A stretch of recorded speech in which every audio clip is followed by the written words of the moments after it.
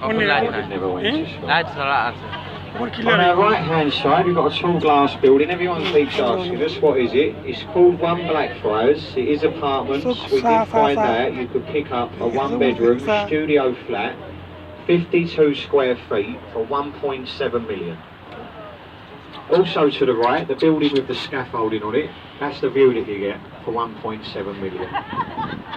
They're a lot more expensive on the riverfront, and the ones at the top, 40 million pounds.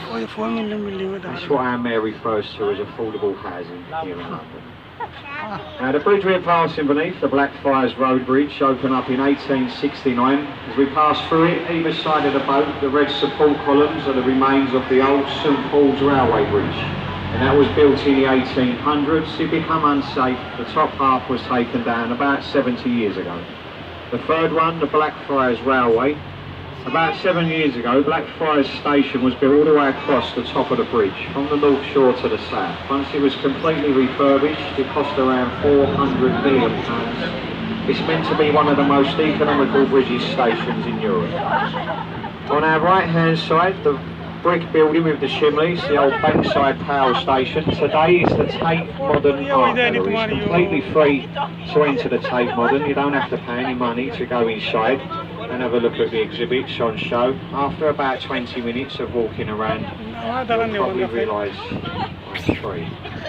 Unless you do like modern art, it's definitely the place to go. It's one of the most visited modern art centres anywhere in the world over the last few years. If you're anything like me, I have to recommend a pub next door, Founders Arms. On our left hand side we've got the large dome and a golden cross of St Paul's Cathedral. It took 35 years to build, completed in 1710 at a cost of £78,000. It's got the second largest unsupported cathedral dome in Europe, and the architect was Sir Christopher Wren.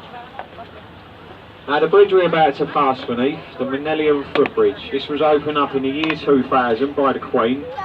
When it was first opened it got a nickname, the Wibbly Wobbly Bridge. As people crossed it, it swayed from side to side.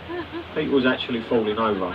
To shut the bridge off for 18 months and spend another £6 million taxpayers' money.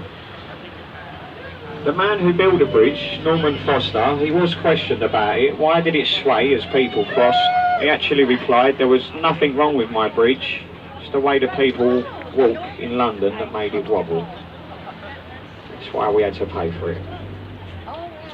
Now we're just coming into our next stop. This is Bankside Pier. If we do have any passengers leaving us for Bankside, please have a little look around your seats. Make sure you've got everything. Please mind stepping from the boat and onto the pier. There's boats leaving here every 30 minutes throughout the day. The last one leaves here at 6:40 this evening. Once we leave, I'll carry on with the commentary. I'd like to thank you for your kind attention. Thank you.